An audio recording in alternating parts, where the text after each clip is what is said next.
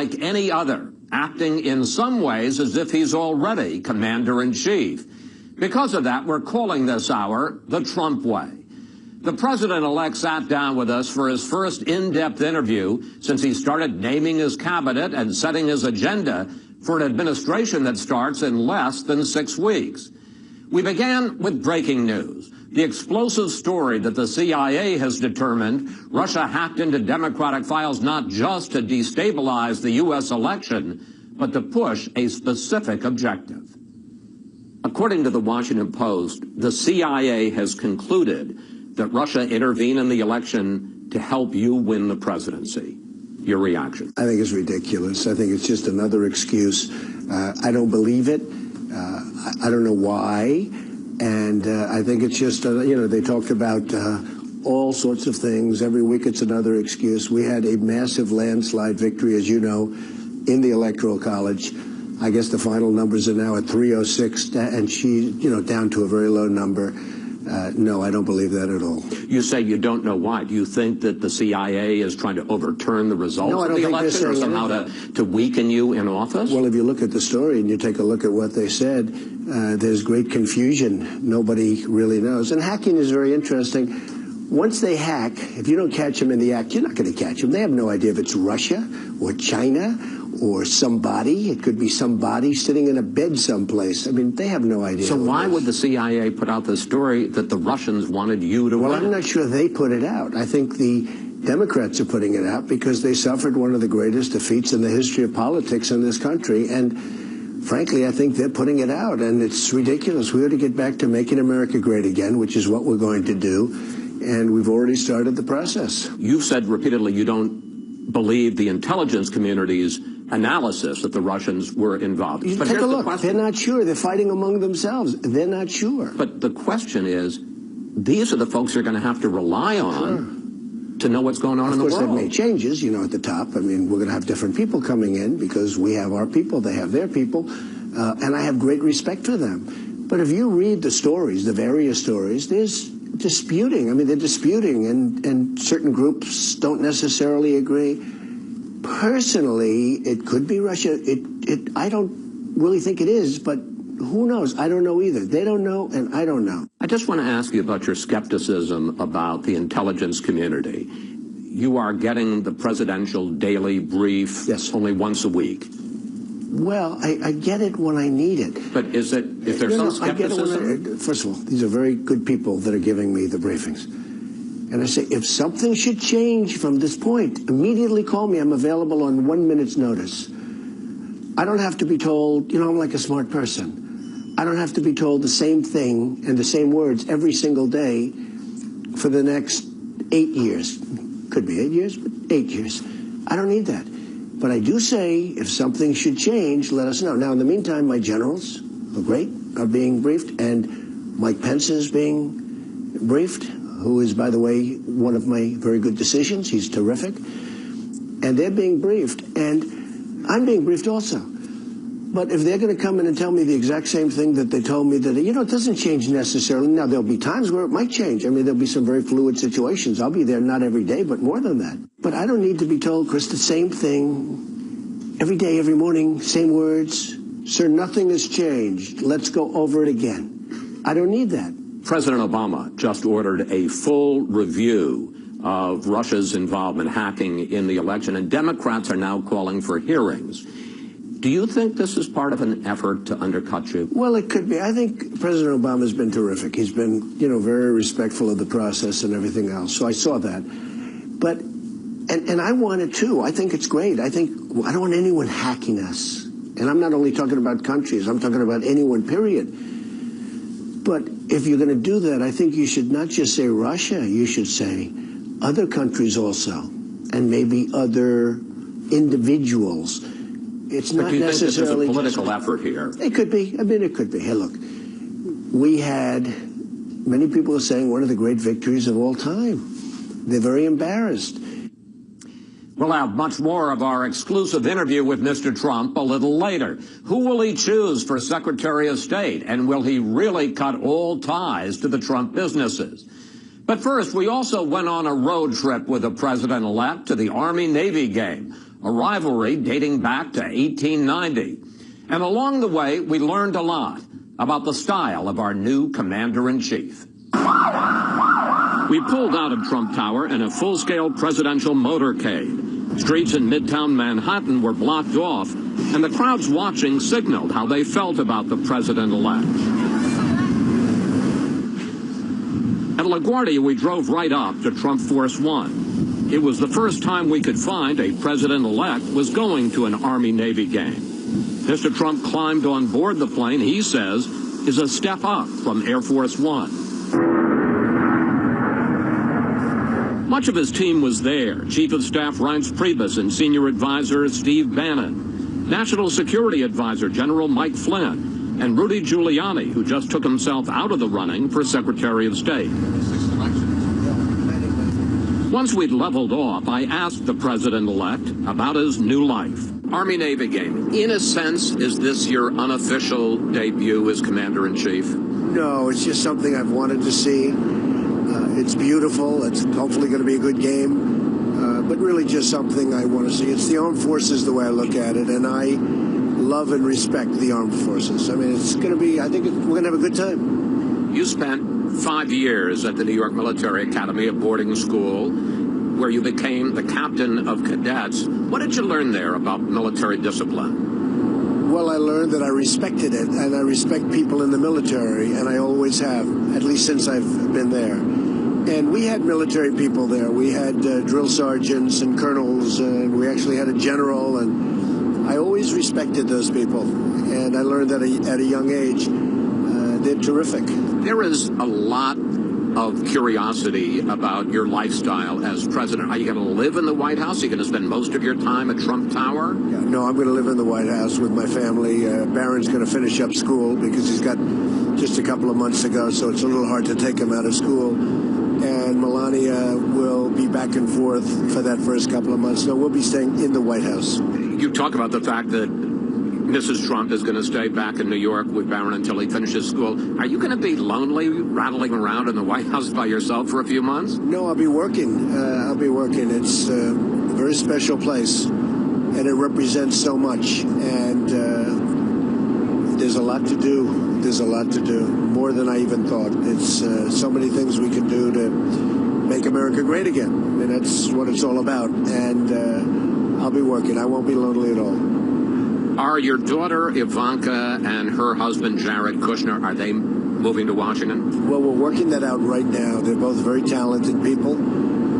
I won't be involved in my business at all, even though I have a legal right to be under the laws, as you know, because the president has a certain doctrine that he can do things, but I just don't want to do it. Even if I could do it, which I'm allowed to, I wouldn't want to do it. I want to devote my time. But what about them? Are they moving to? Well, theirs is a little bit different, and I think we'll have to see how the laws read. I would love to be able to have them involved. If you look at Ivanka, you take a look, and she's so strong, as you know, into the women's issue and child care, and so many things should be so good. Nobody could do better than her, and I just have to see whether or not we can do that, and she would like to do that, and I'd love to have Jared helping us on deals with other nations and see if we can do peace in the Middle East and other things. He's very talented. He's a very talented guy, so we're looking at that from a legal standpoint right now. Then it was on to the stadium for the game. First, a meeting with a group of Army cadets and Navy midshipmen. Who's going to win? Who's going to win?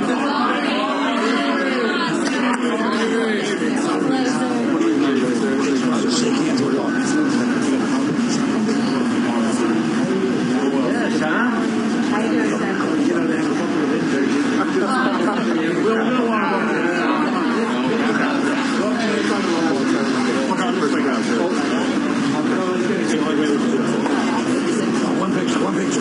Here we go.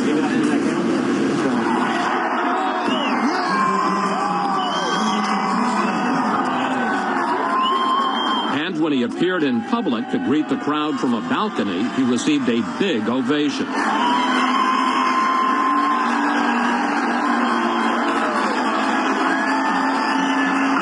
Later, we asked the president-elect about attending a game that now has special resonance for him. So what do you think?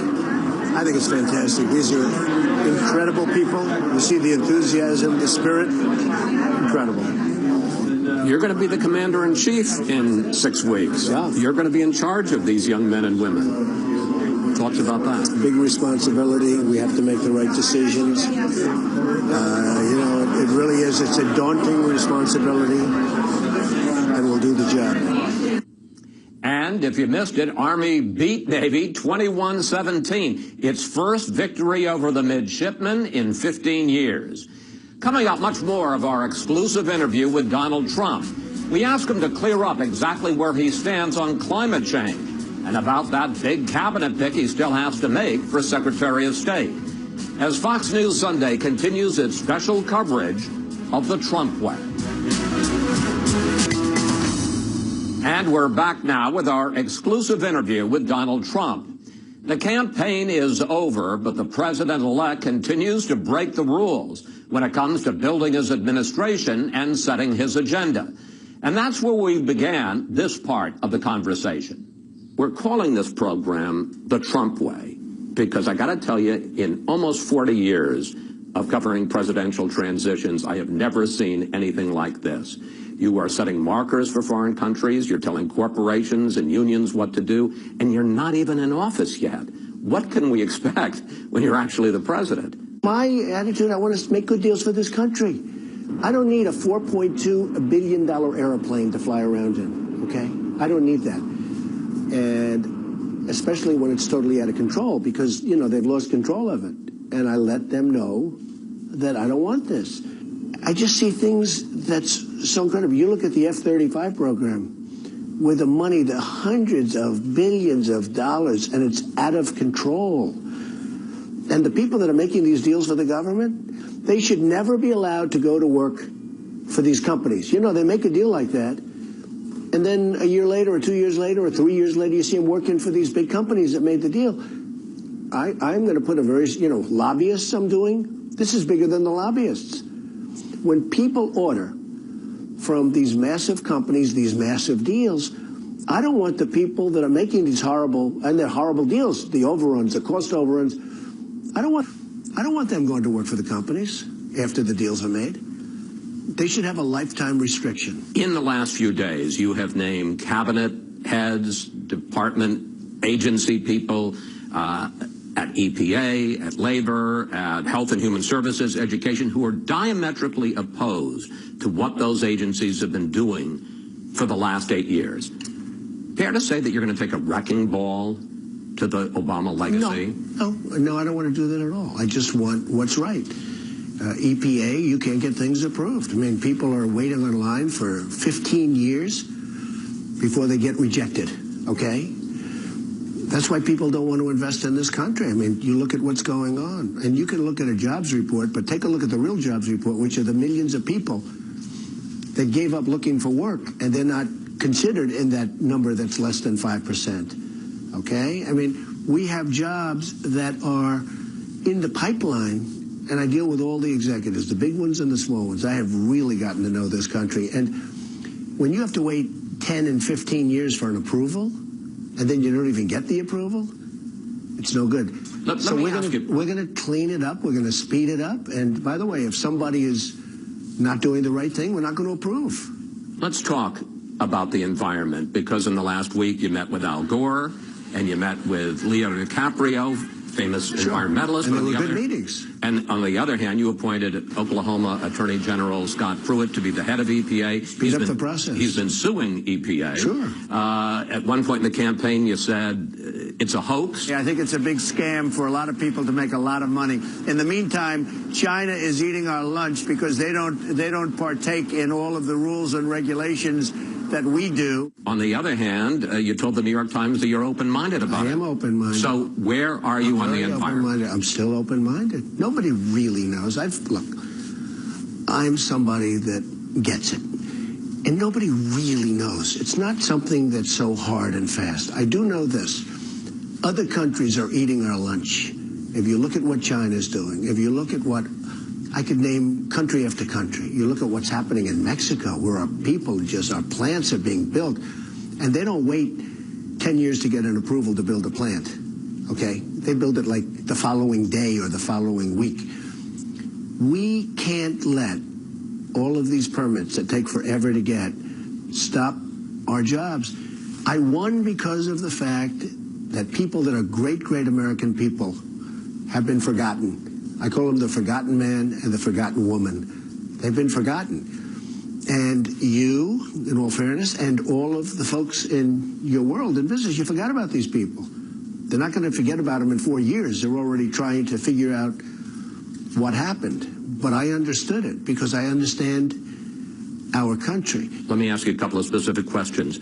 Will you still pull out of the Paris Climate Agreement, which has been signed by more than 100 countries to reduce carbon emissions? Will you restart the Dakota Access Pipeline, which the Army just stopped? Okay, let me not answer the Dakota because perhaps that'll be solved by the time I get there, so I don't have to create enemies on one side or the other. But I will tell you, when I get to office, if it's not solved, I'll have it solved very quickly. Meaning you're going to start it? I'm not saying anything. I just say something will happen and it'll be quick. I think it's very unfair. So it'll start one way or the other. You'll have a decision pretty quickly. And also the Keystone Pipeline, you're going to have a decision fairly quickly. And you'll see that. Now, Paris, I'm studying. I do say this. I don't want that agreement to put us at a competitive disadvantage with other countries. And as you know, there are different times and different time limits on that agreement. I don't want that to give China or other countries signing agreements an advantage over us. You have already named 3 retired generals to top positions. Any concern about having too many military men at the top of your administration? Well, President Obama named 3 generals also, and no, these are tremendous people. Sort of, in certain cases, they transition into civilian life. But I like generals. I think generals are terrific. You know, they go through schools and they sort of end up at the top of the pyramid, and that's like a test. They passed the test of life. That's how they got to be a general and other people didn't. So I sort of like generals. And I like the 3 that I have very, very much. Have you settled on a Secretary of State? I'm getting very close. I'm getting very, very close. Do you know who it's going to be?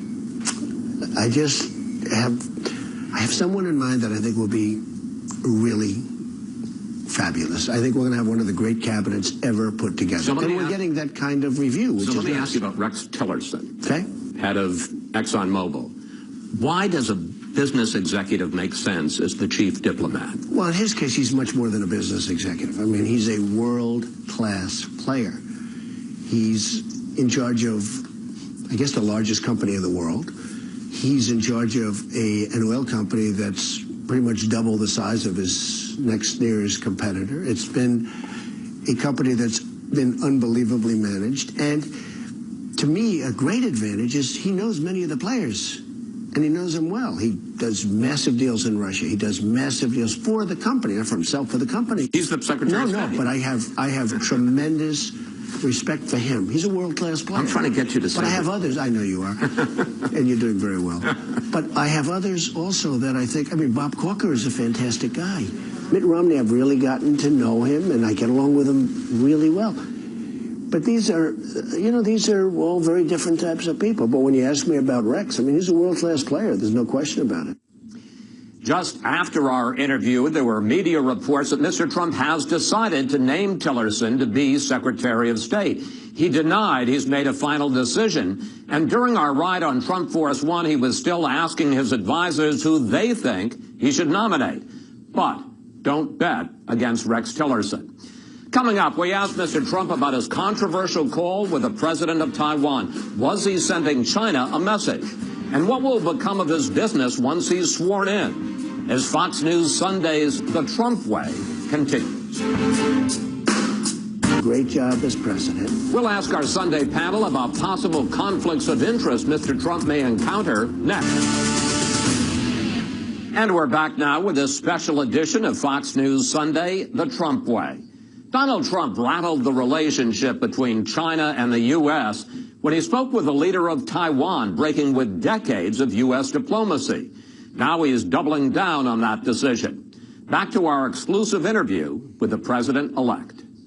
You recently took a call from the president of Taiwan. And on the Sunday shows, including ours, some of your top aides said, oh, it was just a congratulatory call. But the next day, some of your top aides said, no, in fact, you had been thinking about this for weeks in advance to send a message. It's all wrong. So which is it? No, it's all wrong. Not weeks. I took a call. I heard the call was coming probably an hour or two before. I fully understand the one China policy, but I don't know why we have to be bound by a one China policy unless we make a deal with China, having to do with other things, including trade. I mean, look, we're being hurt very badly by China with devaluation, with taxing us heavy at the borders when we don't tax them, with building a massive fortress in the middle of the South China Sea, which they shouldn't be doing, and frankly, with not helping us at all with North Korea. You have North Korea, you have nuclear weapons, and China could solve that problem, and they're not helping us at all. So I don't want China dictating to me, and this was a call put into me. I didn't make the call, and it was a call, very short call, saying, congratulations, sir, on the victory. It was a very nice call, short. And why should some other nation be able to say, I can't take a call? I think it actually would have been very disrespectful, to be honest with you, not taking it. You recently intervened with Carrier to save about 1,000 jobs from moving to Mexico. And you've said at one of your rallies, you're asking for a list of 10 companies that are thinking of outsourcing so you can call them as well. Should the President of the United States be calling companies? I mean, how would you have felt if Barack Obama gets on the phone and says, hey, Donald, here's how I want you to do business? I would have been honored. So let me just tell you. Honored? I don't have to do it myself. I have great people. We have top smart people. But it's so easy to do. And we're going to have to impose a major tax on companies that leave, build their product, and think they're going to sell it right through our border like we're a bunch of jerks. But what about the free market, sir? That's not free market when they go out and they move and they sell back into our country. But that's the free market. They made a decision. It makes... No, that's the dumb market, okay? That's the dumb market. I'm a big free trader, but it has to be fair. So what's happened is we have lost, over a period of years, short years, 70,000 factories in this country. Chris, 70,000. I always say to people, I think it's a typo. How could it be so many? 70,000 factories. We're being stripped of our workers. We're being stripped of our jobs. Our good jobs are really going down. And we've got to stop it. And the only way you're going to stop it, the nice way, is we're reducing taxes very substantially for companies, so they're not going to have to leave because of taxes. We'll be reducing regulations. Now, those are the nice ways of doing it, and everyone loves it, and everyone's happy. Businesses, way down. Also middle class, but way down. Okay, taxes and regulations. But when a company wants to move to Mexico or another company or another country, and they want to build a nice, beautiful factory, and they want to sell their product through our border, no tax. And the people that all got fired, so we end up with unemployment and debt, and they end up with jobs and factories and all of the other things. It's not going to happen that way. And the way you stop it is by imposing a tax. Now, I've come up with a number of 35%. There is no tax if you don't leave. There is no tax at all. You know, people are saying they don't understand really what I'm doing. I read the Wall Street Journal the other day. Honestly, their editorial board doesn't get it. I don't think they understand business. I don't think the Wall Street Journal editorial board, and I know some of them, they're really nice, I don't think they understand business. They don't understand what I'm saying. There's a 35% tax, but there is no tax if you don't move. But if you move your plant or factory and you want to sell back into our country, you fire all your people, there are going to be consequences for that. There are going to be consequences. You know what's going to happen? What? I'll tell you. Yeah. Nobody's going to move. They're not going to move. They're not going to leave. They're going to stay here. You're keeping your stake in Celebrity Apprentice. Well, essentially, I'm not going to have anything to do with the management. I know, but isn't that a huge conflict of interest, sir? When I ran, everybody knew that I was a very big owner of real estate all over the world. I mean, I'm not going to have anything to do with the management of the company. You know, when you sell real estate, that's not like going out and selling a stock. That takes a long time. I'm going to have nothing to do with it. And I'll be honest with you, I don't care about it anymore. I'm so focused on doing a great job as president. I don't care if our rent roll goes up a little bit or down. I couldn't care less. But you hammered. My executives will run it with my children. It's a big company. It's a great company.